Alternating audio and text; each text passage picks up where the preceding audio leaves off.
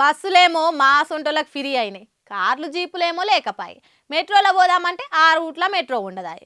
Cab book చేసుకుందామంటే ఏ 10 కిలోమీటర్లు చూసినా 500 600 charge చేస్తారు. ఈ బైక్ ట్యాక్సీలు వచ్చి కొంత బెటరే అయింది, కానీ సేఫ్టీ కాడికి వచ్చేసరికి కొన్ని భయాలు ఉన్నాయి. ఇక ఆ భయాలతోనే కర్ణాటక గవర్నమెంట్ బైక్ ట్యాక్సీలను తీసేసిందట. ఆగో, పబ్లిక్ అక్కడికి వచ్చే పనిని సర్కార్ ఎందుకు తీసేసిందో?